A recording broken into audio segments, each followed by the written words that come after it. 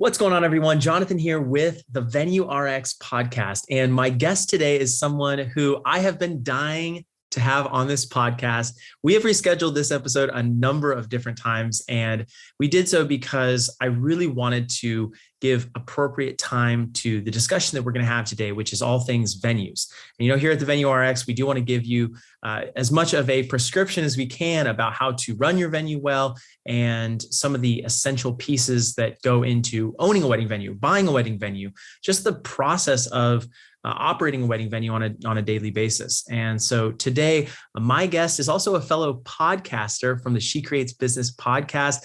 Thank you so much for being on my show, Kinsey Roberts. You are welcome. Thank you very much for having me. I'm very, very happy to be here.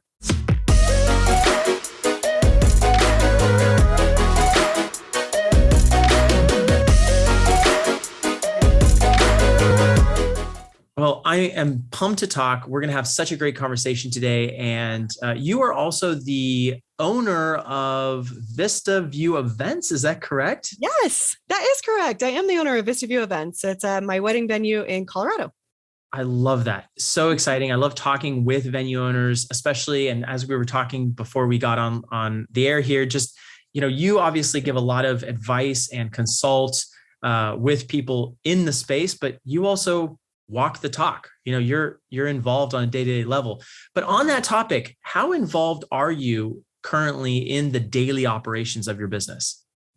I am extremely involved in the daily operations of my business. So we started the process of Vista View Events in 2016. It's a venue that we built from the ground up. So we didn't buy an existing anything.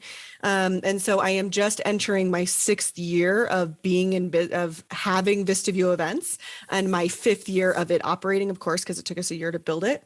And so at this point, I'd love to say, no, I am an absentee owner. I just collect a paycheck and I watch it from afar.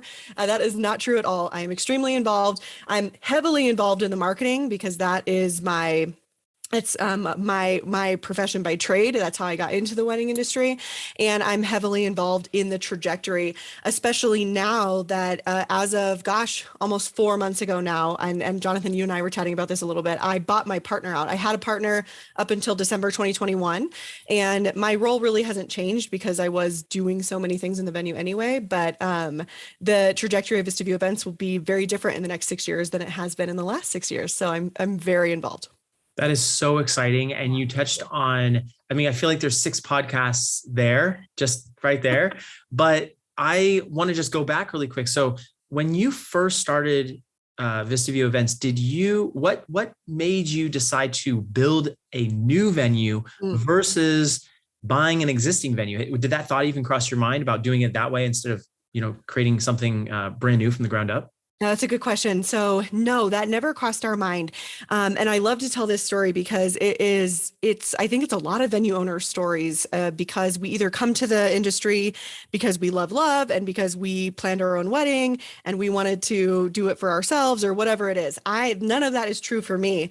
I actually did not. So I live on my husband's family ranch. That is where our wedding venue is, or where my wedding venue is. And back in 2015, in late 2015, I was moving back to the ranch full time and leaving my corporate marketing gig. And I had heard my sister-in-law, who was my former partner, say many times, we need some sort of event venue. There needs to be a venue out in we're from a rural community. So she got married here years ago, had trouble finding a wedding venue. And that's really what kind of planted the seed for her. And it would be years later until 2015, where I was coming back to the ranch full time with my husband. Like I said, I was leaving my corporate marketing job. And we kind of it was sort of like perfect timing. I kind of just said, hey, I'm leaving. You've always talked about this. Why don't we give it a go? And we kind of just decided to do it. We had the land because I mentioned we live on a ranch. So my father-in-law owns the property that Vista View Events sits on. And we just decided to go for it. It was very much minimum viable product. We were lucky enough that you guys know how expensive it is to build a venue. So we didn't have to buy the land. Let's be clear about that. My father-in-law father-in-law owns it. They are our investors, so I pay them every single year, a pretty healthy sum. And so we only had to pay for the building and all of it, I say, everything that comes with that. So really, my former partner, it was really her idea. I knew that what I could bring to it was the growth strategy and the marketing strategy, because we are outside of a town of 10,000, less than 10,000 people. I don't even live close to a town of 30, 50, 100,000 people. So anybody out there who has more than that, I mean, marketing really was and still is extremely important to us. But that's how I came by the venue. And we just decided to go for it. We opened in 2017 and we've kind of been on a roll since.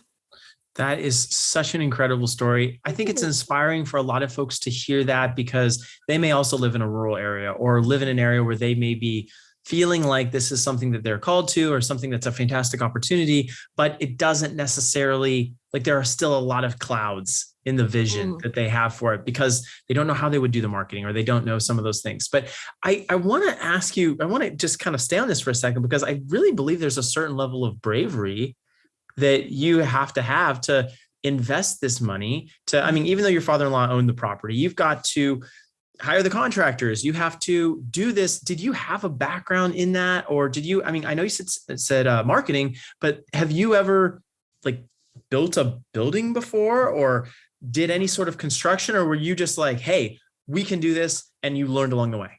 Oh, that's a good question. So no, I never built anything. Although I will say that the corporate marketing job I was coming from was actually real estate marketing.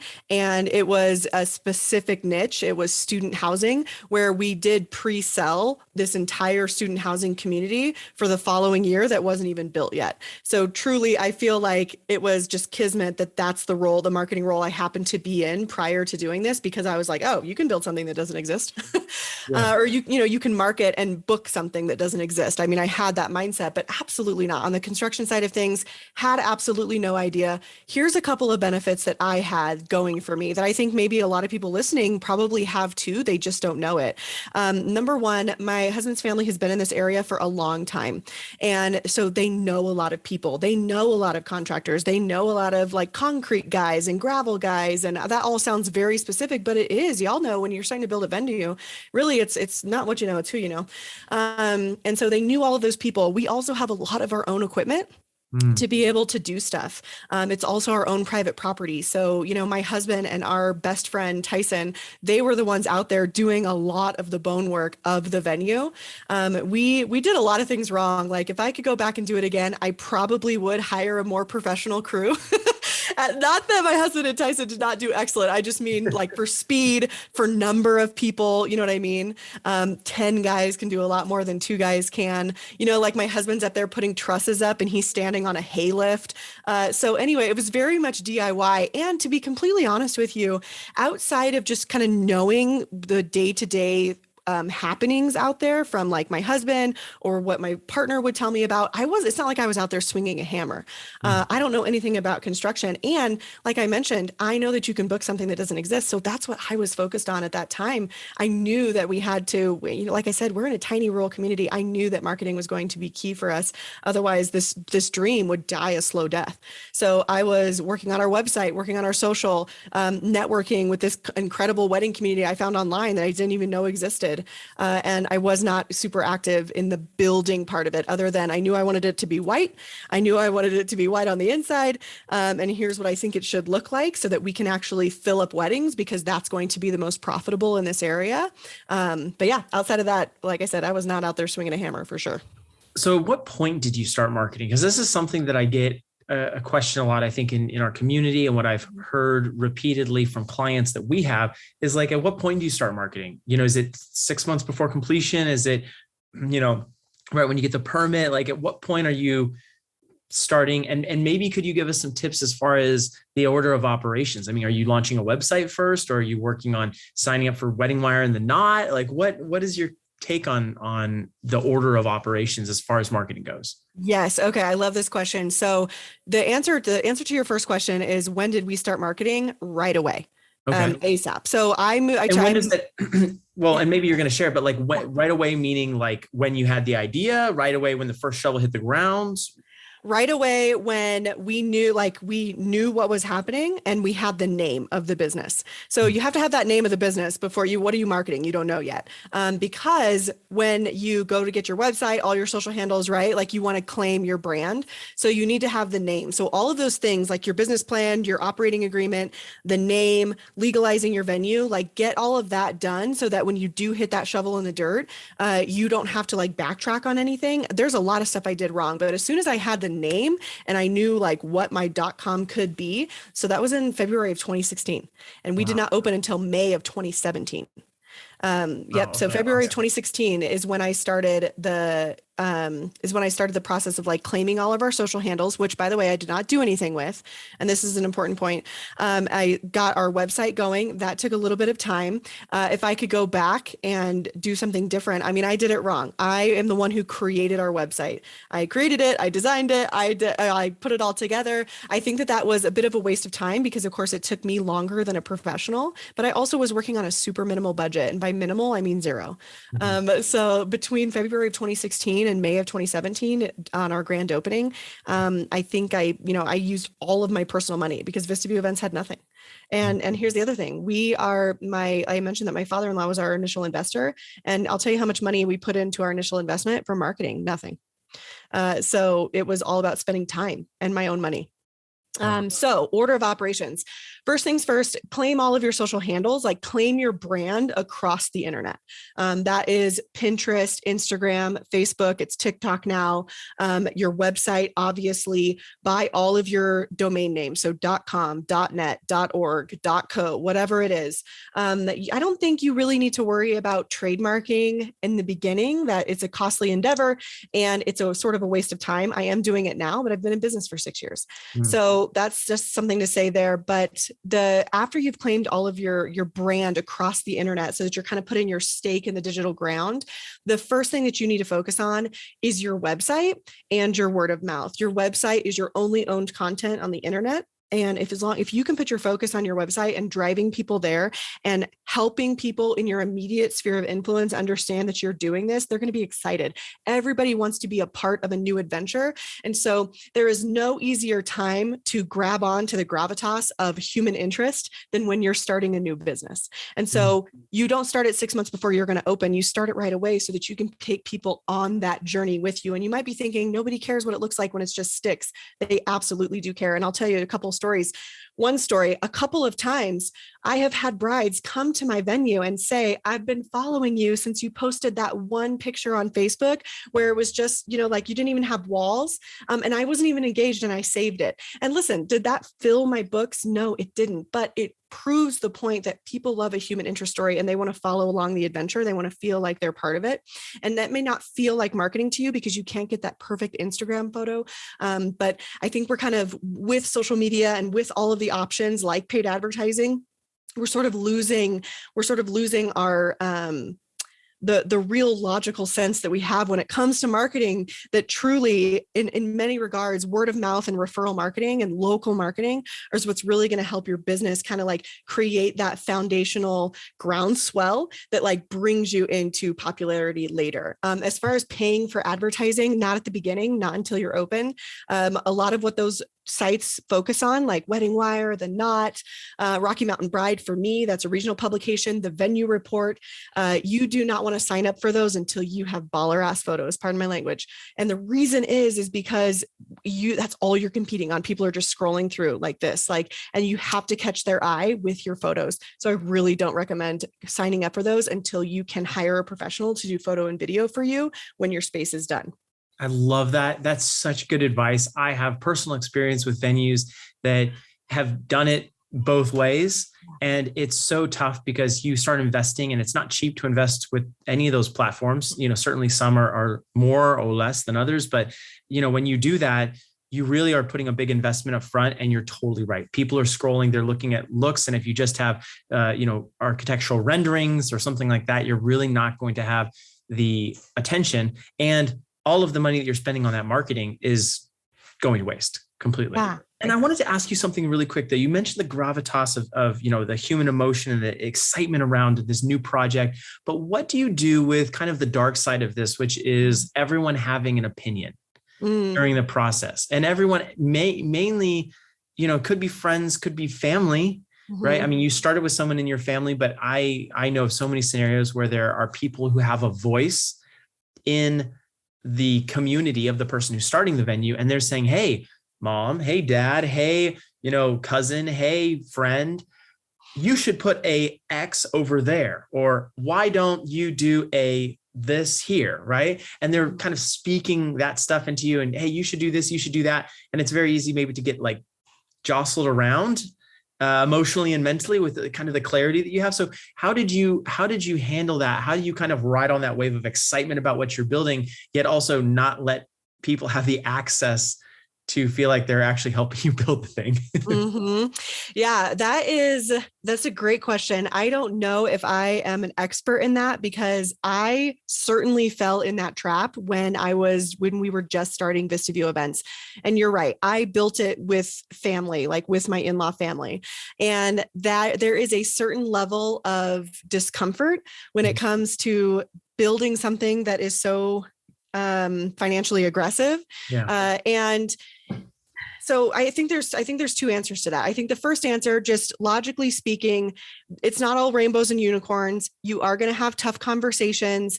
And I encourage you to have those tough conversations. Throughout my career with my partner, there's a lot of things I wish I would have said 6 years ago, that may not have led to a few other things later down the road. But like, for example, like to your point, Jonathan, I mean, do you know how long it took us to pick our name? Like a month. It took forever, and I just hated every second of it. At the end, I was like, I don't care if we call it like thisteacup.com, because I just want to move on. It took forever because it was really interesting. When we personally first started this conversation, we were all involved. It was like me, my husband, my partner, her husband, my little brother-in-law, my in-laws, and we were all like sitting around the table. And I was just thinking to myself, why are we all here? Because that's what was happening. It was like this and this and this and this. And then eventually it like started, paring down and weeding away until it was just me and my partner. And that's where we really started to see success. So like I say, let me back up. The first thing is like, just understand, have self-awareness and have acceptance that you're going to have weird, hard conversations, but you will thank yourself for having those weird conversations. The second thing is that understand, like, put people and their ideas in their proper place in your heart and in your mind. So there's going to be a lot of people who are going to be like, you should put a fireplace here. You should do grass here. You should do this here. And you can just say, oh, thanks for that suggestion. Oh, thank you for that suggestion. And then you don't have to do anything else with it. Like, let it go. Just let it go. And then finally, though, if they do have a stake in the company, whether you're building with multiple family members, financially, emotionally, personally, this I see this a lot, and you probably do too, especially on personal property, like family property. If they have an actual stake in the company, you have got to do yourself a favor and decide what people's roles are. I think that's, like I mentioned, there was like 8 of us sitting around a table, and I knew most of these people are not going to be involved in the day-to-day operations of the venue. So like telling us what it should look like is sort of irrelevant. You really do have to have that weird, awkward conversation about what someone's role is in the business. Because on one hand, you have, my partner and I over here who are doing tons of research into the industry. We know what's going to sell. And then on the other hand, we just have some other family members who are like, I think this is cute. And there's a huge difference in those opinions. So it's an awkward conversation. There is no way around it. You are not special. If you don't dive in and have that conversation, then you'll end up in the same spot I did. And you're not going to like it. Wow.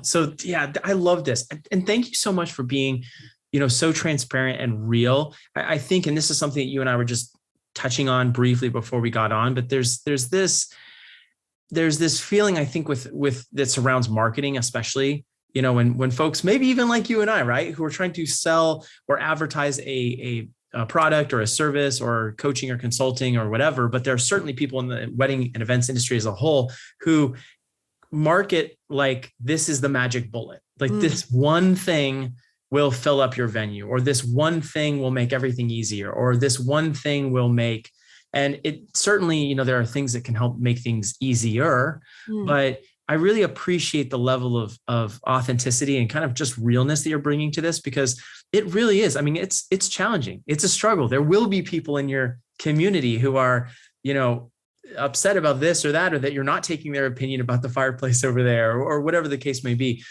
So thank you for that. I really do appreciate that.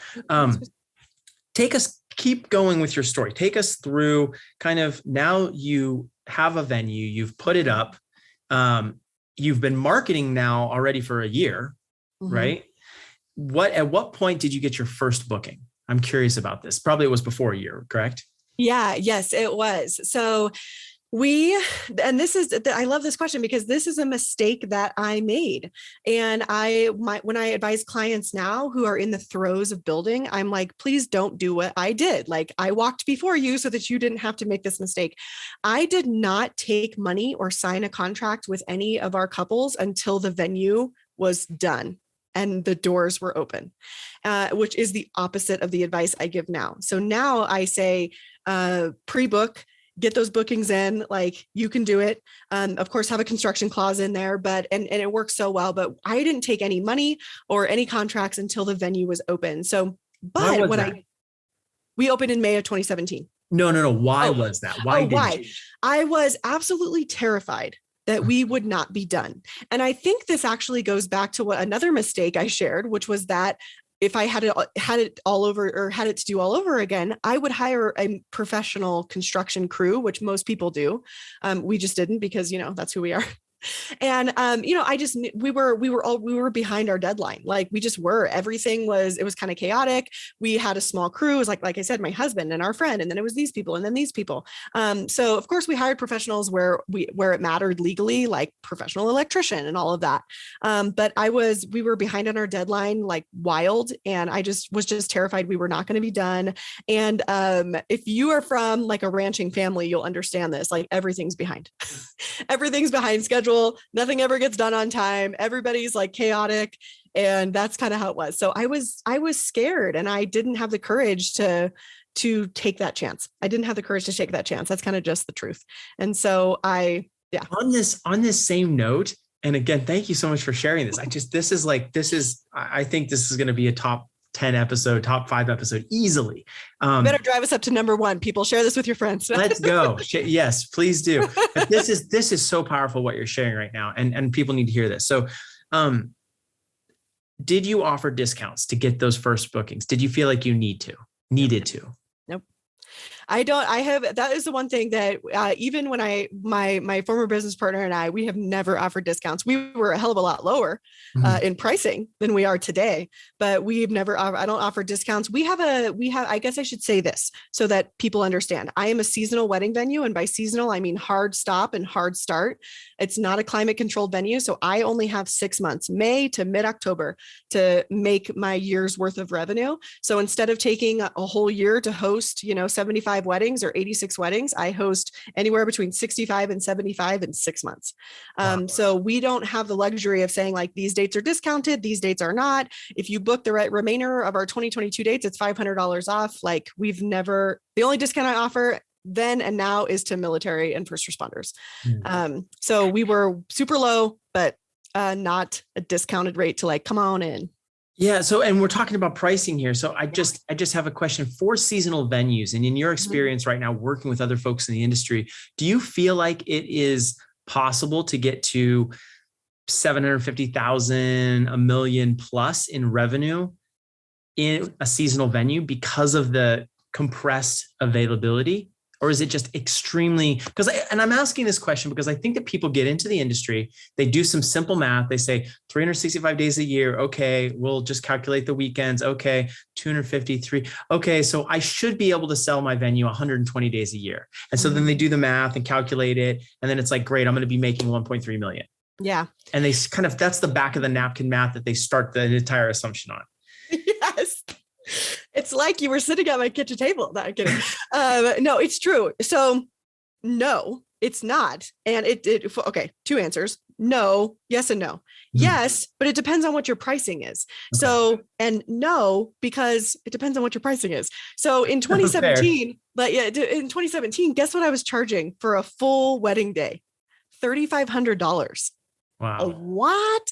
It doesn't matter if I stacked every Thursday through Sunday, May through October, we are not even going to sniff in the direction of $1 million. Yeah. For that's just math. Like we're just not going to. My wedding venue today for a Friday or a Saturday is $7,900. I have raised my price by almost $5,000, right? Or more than $5,000. No, I'm sorry. Almost 5,000. Yeah. So hashtag math. But so the reality is that number one, you will never book as much as you think you will, not at the beginning. Not at the beginning. Why not, Kinsey? Like you're kind of crushing my dreams here, simply because the market is becoming more saturated. But also too, you don't know what you don't know. So unless this is your second, third, fourth, or fifth wedding venue, you are not going to be able to circumvent certain things. You're going to have to go through them. I'll tell you what, after our first wedding, I went home that night and changed like 70 things in my contract because it was a wild wedding. I was like, wow. There's just certain things you're not going to know unless you listen to great podcasts like this one, but you probably haven't found it until you're already a venue owner. You know what I mean? So it depends on your price. And also I think you have to base here's a problem. Here's a problem with back of the napkin math is that's gross revenue. The problem is that that's gross and not net, and gross is for vanity and net is for sanity. I did not say that. I think Dan Kennedy did. But that's the problem is that's all gross revenue and you have no conception for your expenses yet. So it's okay to say that this is a viable business idea, but then you have to move on from there and say, okay, what's net? What are my expenses? I think one of the things that we've been really lucky to do I mentioned earlier that our venue was very much minimum viable product. Our venue is operated on a generator, and I didn't even have a fence around that generator the first year. It was like when you walked in, and I'm not saying that you should do that. I'm just saying it's true. So when you walked into the gate, it was like, cool, there's your generator. But it didn't really stop us. We hosted 17 weddings in that first year or 17 events. They weren't all weddings. But one thing that I'm proud of us for doing is not sinking, $2-3 million into this venture and having this crazy debt threshold. So you can really, what I would encourage anyone to do, even if you're a current venue owner, is really take a page from like the tech industry and keep things minimum viable product, because your clients will tell you what's important to them. And so you might think that having a groom suite is important, and that's going to cost you an extra $50,000. But I've operated my venue without one for almost 6 years, and I'm never going to build one.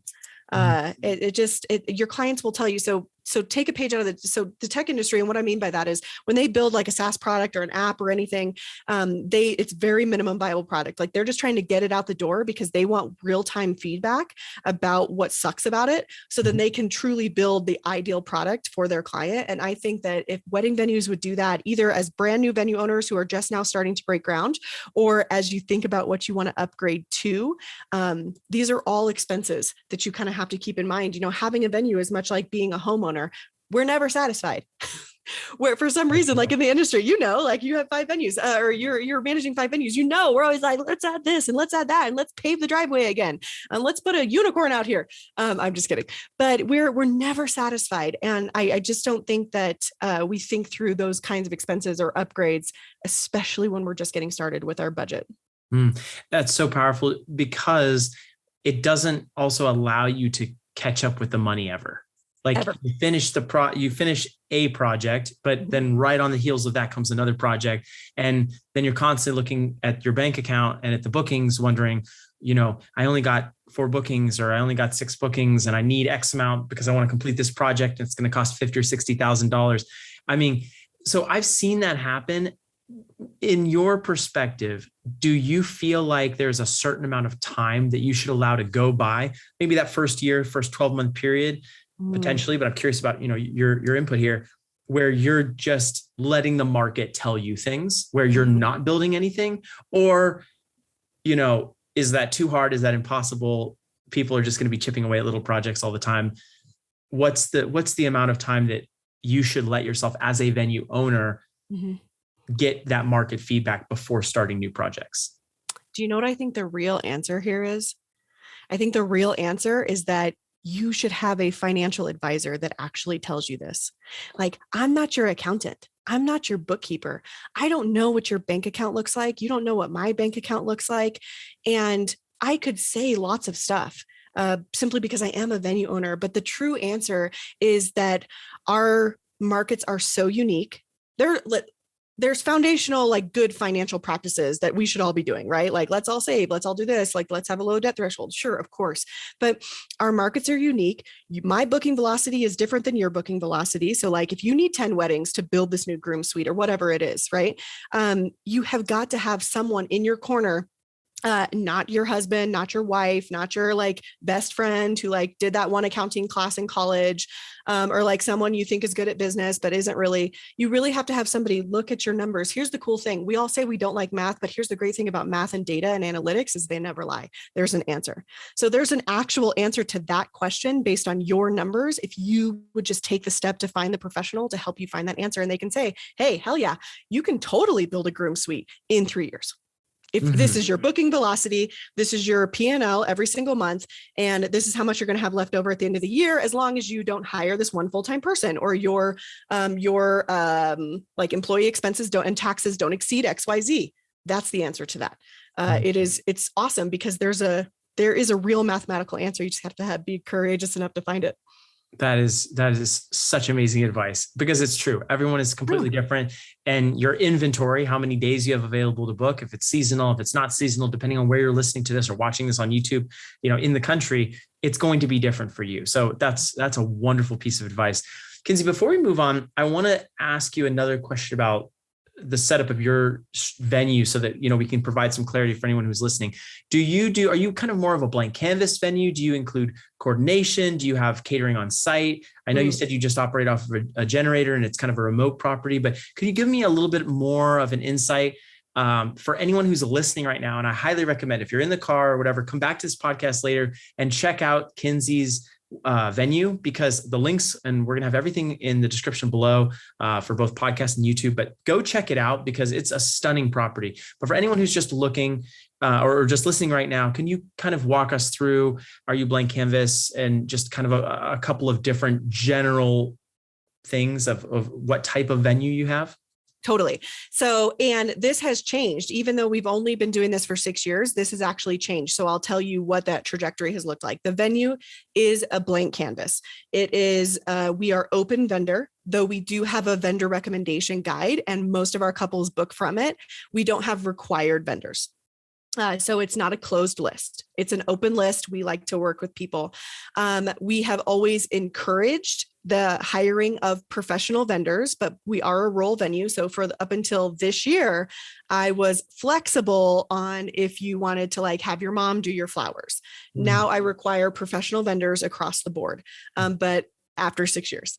Yeah. So again, that didn't hurt us too much, except for in those really early years, 2017, 2018. And don't hear what I'm not saying. It did not hurt us. Our couples are amazing. Because again, most people did hire from our professional list, which we've always had. And I learned that, not because I knew anything about the wedding industry, but because I mentioned I got somehow, luckily for me, found this amazing wedding community online. So I learned that through studying and learning from other wedding pros. And so we've always had a vendor recommendation guide.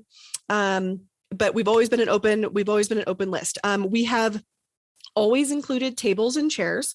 And at first we weren't going to. At first we thought, well, what if they don't like our style or what have you? But what we were doing, and what I'm really proud of us for doing, and I completely stole this name from my real estate marketing days. I mentioned that student housing community was being built as we were marketing it. And so we did this cool thing called Dusty Boot Tours, where students and their parents could come out and see the place, talk to our head contractor, blah, blah, blah. So I ripped that off. Hardcore. Yeah. Ripped that off, did that at our venue. And that's something that we were doing while we were actually actively constructing. Spoiler alert, that's also just a marketing tactic. And people were asking, oh, you're going to have tables and chairs? Are you going to have tables and chairs? So we decided to get tables and chairs. But at first we weren't going to. So that's a classic example of letting the market tell you like what's important to them. And it has truly been one of the best things that we've ever done.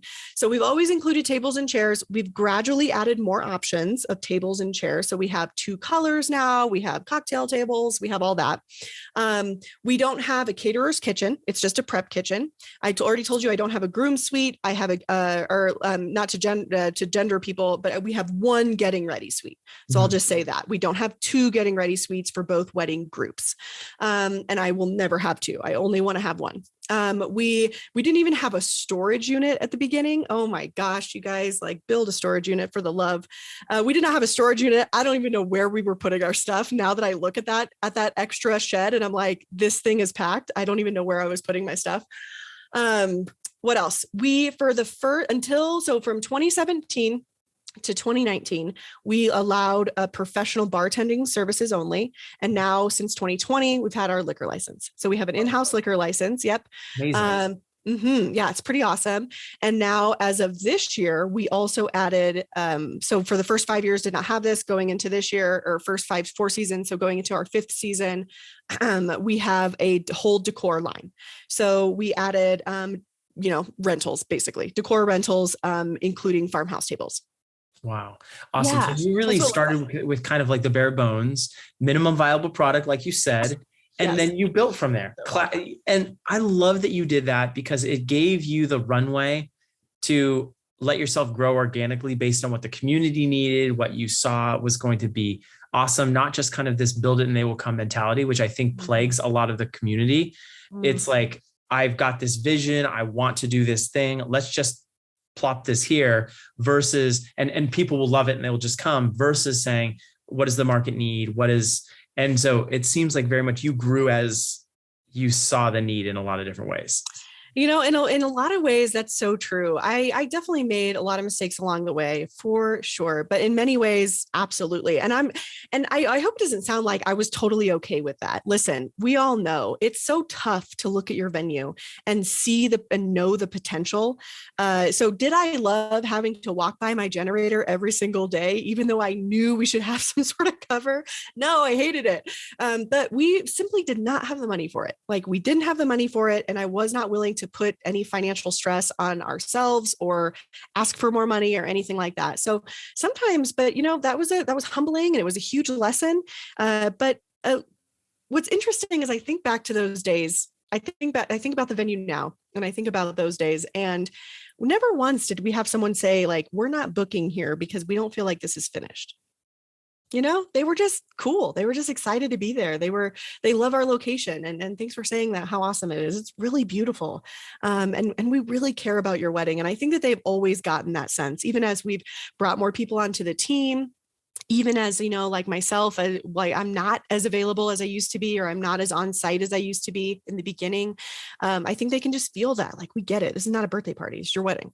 And a question about that. So do you feel that the kind of human element, the customer service, the high touch that you're providing, your team is providing, that kind of heart behind the service that you're conveying to the couples that are not booked and the couples that are booked, do you feel like that is just as important as a barn or a getting ready suite or whatever, a gazebo, a lake, whatever else? Or do you feel like as long as you have, a kick-ass getting ready area, beautiful views, and a, lovely barn with a catering kitchen, that you can kind of be not a jerk, but not care about customer service as much?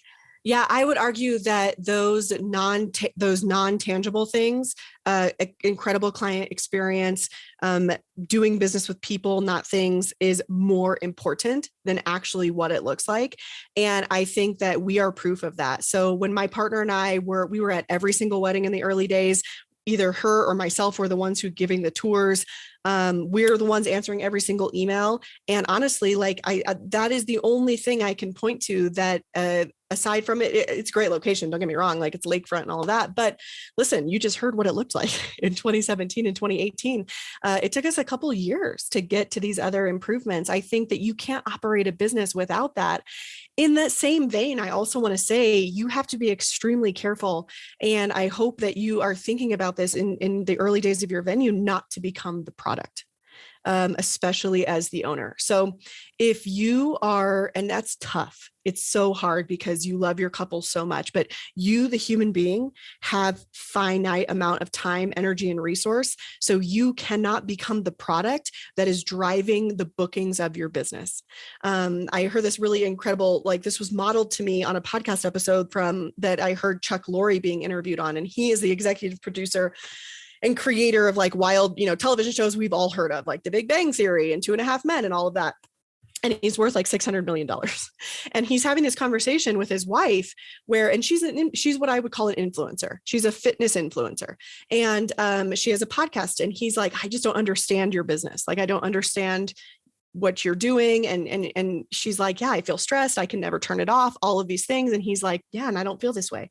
And this man is the creator of these huge TV shows, multiple. He's had like a 40-year career, and he can like leave and go home at night and turn off the lights. You know what I mean? And this is what he said. He said, it's because you're the product and I am not. And that just blew my mind, and it resonated with me so much. And that's really where I'm at now, is that I've spent, these last 5 years kind of being the product of this business and driving it forward. And I think it's really important to make sure that we have an exit plan for that. Like, that's what I'm encouraging my clients now. Again, made all the mistakes so you don't have to. Like, let's help you create this exit plan so that someday you can pass everything off, so that you are not the product, so that your venue can continue to grow in perpetuity if you want it to without you. Wow. I'm realizing as you're talking here that there's no way that we're going to have enough time to go through the list of questions that I have for you in my head. Stop talking. No. So I'd like to just cold pitch you right here live for you to come back and for us to do a part 2, because I want to talk expenses. I want to talk nuts and bolts and some other different stuff that I know the listeners and viewers would really like. I accept. Amazing. That's good. I like that. But if you're listening to this right now, I would love for you to drop some questions. Like, if you're listening to this right now and you have some questions about what Kinsey said so far, drop some of those in the description, and rather in the comments, and we can, when she comes back on, we can ask some of those. So I think that would be cool. But Kinsey, I do want to ask you, before we kind of wrap this part 1, we'll say, going back to something you said on pricing. I'm curious from your perspective now you have a little bit of hindsight, right? You've got 6 years of hindsight. You've bought out your partner, and that story we'll tell it at a different time, the part of it that you can share with us. You've done it, you've built it up, you kind of bootstrapped it. You're sharing all these experiences with us. Do you feel like now, if you started a brand new venue, you were going to do the whole process over again? You're going to start from zero. Do you feel like you would have 17 weddings in your first year? Or do you feel like you would have double or triple? Or do you feel like there's this natural evolution that a venue goes through, every venue, regardless of the experience of the operator, that there's this market fit, there's this adjustment that's happening? I'm so curious about your take on this. Oh my gosh. I truly believe if I was building a venue now, I really believe that I would probably triple those numbers, because I would know that, sure, marketing, yes, but you know why? I think it's because of my network now. Okay. Like, going back to, it's not what you know, it's who you know. Of course, I would do, all of the marketing strategy that I know how to do. But I think that now I have so much more in my mind about my network and how to genuinely, in a kind-hearted, servant way, utilize my network in the industry. It's sort of like, going back to influencers, it's sort of like that concept. Not that, oh my gosh, that sounded gross. That's not what I meant. I don't feel like I'm an influencer. I feel like them, once you get to a certain point, then you can actually take your audience along with you in other areas, so like influencers become authors, become podcast hosts, become this, become that. Now they have a shoe line. You know what I mean? Mm-hmm. And I feel like the same is true for us as venue owners. So in our first venue, we are learning, like we are slogging through all of the things. But in our second venue, we don't have to relearn anything, or we don't have to relearn those initial foundational practices. So you can set up your CRM in 2 seconds. You can set up your client experience workflow in 2 seconds. You know the mistakes that you made so that you don't have to make those again. So instead of starting, there's no such thing as starting from zero when you are on the second turn. You get to take all of that experience with you and you get to apply it to your new process, or you get to apply it to this new opportunity. And I really think that I would lean so much heavier on my network even, and what I've learned in the last 6 years. But take me to that next level, because so for example, with ads, let's say you're using any sort of paid ads, or even your, let's say you use any one of the platforms, Wedding Wire, The Knot, Venue Report, you mentioned, Here Comes the Guide in my area, any of these different things. Yeah, they're fantastic. I love them. Women-led organization. They do a great job. And so I feel like there is a kind of a percolating time, almost kind of like this simmer period. And Say more, like when? In the beginning. Oh, yeah. Okay. For the ads to get going, and for the kind of the online community to really start understanding that you're there in person, and to get some of those pictures, because you've got to get the professional pictures, just like you said. So is that, and this is purely my conjecture, so I'm kind of throwing it your way and seeing what you think about it. Do you think that there is that period of time, regardless of if the operator has experience or not, that it takes to kind of build up? And do you think that having an experienced operator just shortens that window, or does it disappear altogether? I guess that's really my question. When you say that, it feels like, so yes, I think there's a percolating time, but when you say that, it honestly feels to me like you're talking specifically about social media. And I think the answer, like Facebook, Instagram, there's a percolating time for ads and all of this. And like, yeah, that is true, because social media sucks in a lot of ways.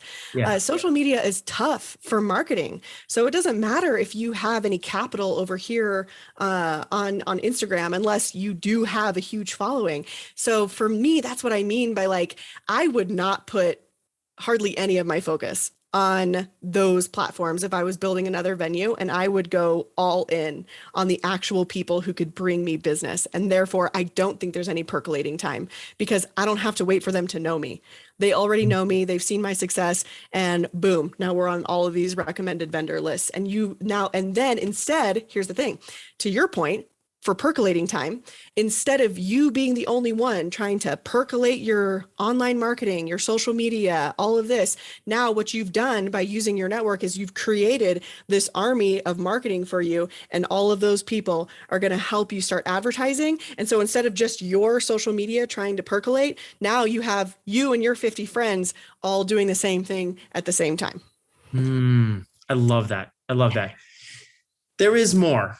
And there's going to be a part 2, everyone. So thank you so much for coming to part 1 of Kinsey Roberts on the Venue RX show. This has been so much fun. And we haven't ended a podcast like this before, but I think there's so much left that I want to talk about, that I'm excited to talk about with you. So let's get this scheduled, but let's wrap for now. And while people are just listening to this, and they are of course going to want to go check you out, where do they check out your podcast, your venue? Where can they connect with you online?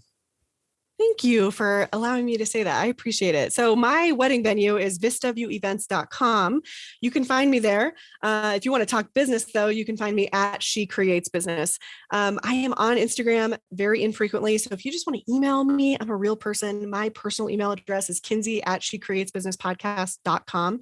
And we can just have real people chats. That's where you can find me.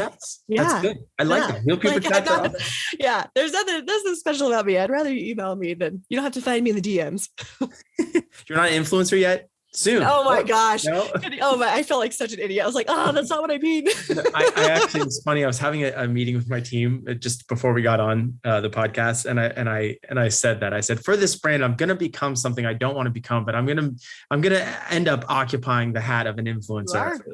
Just, facepalm moment. But I think it's necessary at some level, because you can, build off of that. Yeah. So cool. Kinsey, thank you so much for coming on the show.